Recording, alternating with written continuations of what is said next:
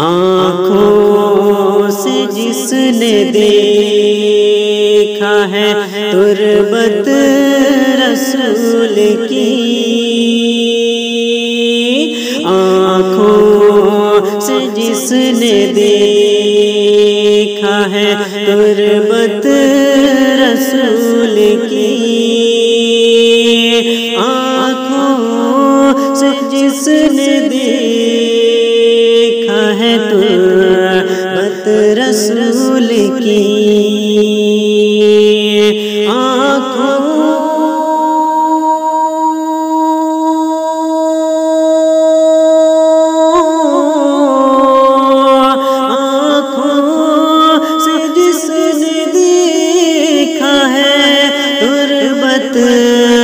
رسول کی اس کو ملے گی خلد میں قربت رسول کی، اس کو ملے گی خلد میں قربت رسول کی، دل میں بساؤ مومنو الفت رسول کی، جنت میں لے کے جائے گی نسبت رسول کی، جنت میں لے کے جائے گی نسبت رسول کی۔ حضرت عمر فاروق رضی اللہ تعالیٰ عنہ سے پوچھا گیا تقویٰ کیا چیز ہے، تو آپ فرماتے ہیں کہ یوں سمجھو کہ ایک راستہ ہے جس میں دائیں جانب بھی کانٹے ہیں بائیں جانب بھی کانٹے ہیں، سامنے تمہاری منزل ہے، دونوں راستوں سے کانٹوں سے اپنے جسم کو بلکہ اپنے کپڑوں کو بچا کر کے نکل جانا، یہی تقویٰ ہے۔ اور رسول پاک صلی اللہ تعالیٰ علیہ وسلم کی ایک حدیث پاک، الحلال بین والحرام بین، فرمایا حلال بھی واضح ہے حرام بھی واضح ہے۔ کیا چیز حلال ہے یہ بھی پتا ہے آپ کو، کیا چیز حرام ہے یہ بھی پتا ہے، شراب حرام ہے، خنزیر حرام ہے، مردار حرام ہے، چوری حرام ہے، یہ سب تو پتا ہے۔ حلال بھی پتا ہے، اپنے ہاتھوں سے کمائی ہوئی چیزیں حلال ہے، چاول، گیہوں، باجرہ، یہ سب چیزیں حلال ہے نا آپ کے، پھلوں میں بہت ساری حلال ہے، جانوروں میں جو حلال ہے وہ سب پتا ہے۔ تو حلال کی لسٹ بھی معلوم ہے تمہیں، حرام کی لسٹ بھی معلوم ہے۔ حضور پاک صلی اللہ علیہ وسلم فرماتے ہیں ان دونوں کے بیچ میں کچھ چیزیں ہیں جن کے بارے میں پتہ نہیں چلتا حلال ہے کہ حرام ہے، ان چیزوں کو چھوڑ دینے کا نام تقویٰ ہے۔ بعض لوگ کیا سمجھتے ہیں حرام کو چھوڑ دینا تقویٰ ہے، ارے میاں حرام کو چھوڑنا تو مسلمان کی شان ہے، ضروری ہے۔ تم شراب نہیں پیتے تو یہ تقویٰ نہیں ہے، یہ تو اسلام کا حکم ہے۔ تم جوا نہیں کھیلتے، چوری نہیں کرتے، یہ تو اسلام کا حکم ہے تمہارے اوپر۔ لیکن کچھ ایسے شک والی چیز سے بھی بچ جاتے ہو، اس کو کہتے ہیں تقویٰ، وہ تقویٰ ہے۔ تقوی کی بہت ساری مثالیں ہیں، لیکن میں آپ کے سامنے ابھی رمضان کے متعلق عرض کرنے جا رہا ہوں کہ جیسے گزشتہ میں نے ایک تفسیر میں بھی عرض کیا، بعض لوگوں کو ایسا لگتا ہے کہ رمضان میں لوڈ شیڈنگ ہوتی ہوگی، کچھ خزانے خدا میں بچت کے لیے لوگوں کو بھوکا اور پیاسا رکھا جاتا ہے، کچھ رزق بچا لیا جائے۔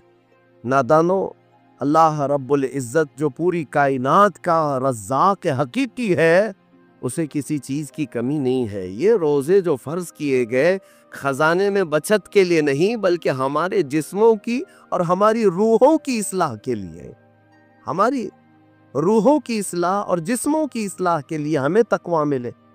میں آپ کو بتاتا ہوں، ایک سوال میں آپ سے پوچھتا ہوں، آج رمضان میں یہ بہت ضروری ہے، کیونکہ رمضان ہونے کے بعد بھی سب کو پتا ہے کہ چاند دکھتے ہی اللہ شیطانوں کو قید کر لیتا ہے، یہ سب کو پتا ہے۔ حدیث پاک میں بھی سرکش جنات اور شیطان دونوں قید ہو جاتے ہیں، ان کو قید کر دیا جاتا ہے، جب تک چاند نہیں دکھے گا یہ نہیں آئیں گے۔ لیکن جو 11 مہینے ہم بلیم ڈالتے تھے شیطان پر کہ ہم سے برائیاں ہو گئی، گناہ ہو گئی، کیوں؟ ارے شیطان ایسا کرا دیا، شیطان ویسا کرا دیا۔ اب رمضان میں کون کرا رہا ہے؟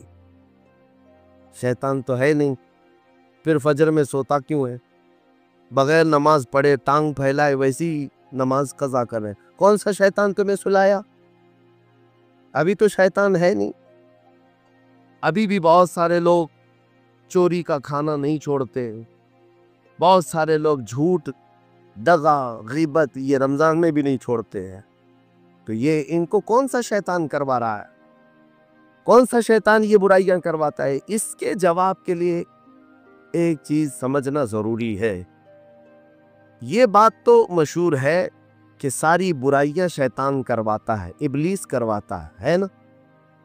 لیکن آپ کو وہ واقعہ معلوم ہے جب آدم علیہ السلام کو اللہ تعالیٰ نے پیدا کیا اور سارے فرشتوں سے کہا کہ سجدہ کرو، کل ہی کی تفسیر میں نے عرض کیا، اس میں ابلیس بھی تھا۔ ابلیس بھی اس وقت بہکا ہوا نہیں تھا، گمراہ نہیں تھا، وہ اچھا تھا۔ ابلیس تو بہت عبادت کرنے والا تھا اللہ تعالیٰ، تو اس نے اللہ کے حکم کو ٹال کر آدم کو سجدہ نہیں کیا، غرور میں کھڑا رہا، نافرمانی کیا۔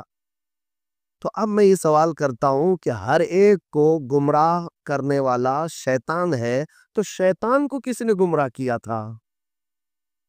اس کو کس نے روکا سجدہ مت کرنا آدم کو؟ کوئی ہے بہکانے والا؟ ارے وہ تو پہلا ابلیس ہے، اس سے پہلے تو کوئی ابلیس تھا ہی نہیں، اس سے پہلے تو کوئی شیطان تھا ہی نہیں۔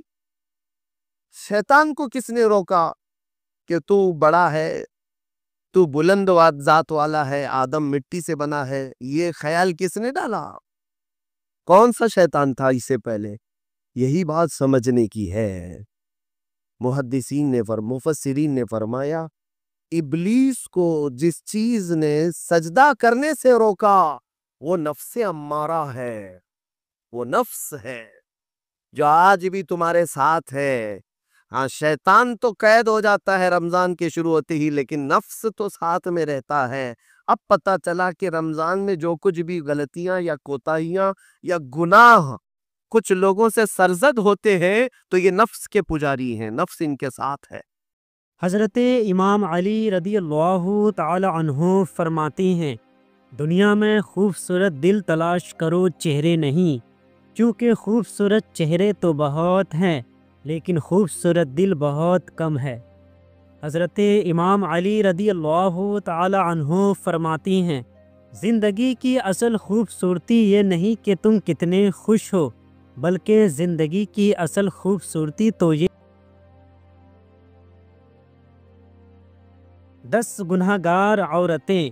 نمبر 1 بے پردہ عورت، نمبر 2 تیز زبان والی عورت، نمبر 3 ہر وقت موت مانگنے والی عورت، نمبر 4 دین کا مذاق اڑانے والی عورت، نمبر 5 چغل خور عورت، نمبر 6 احسان جتلانے والی عورت، نمبر 7 شوہر کی نافرمانی کرنے والی عورت، نمبر 8 غیبت کرنے والی عورت، نمبر 9 بال کھول کر چلنے والی عورت، نمبر 10 بغیر ضرورت کے گھر سے باہر نکلنے والی عورت۔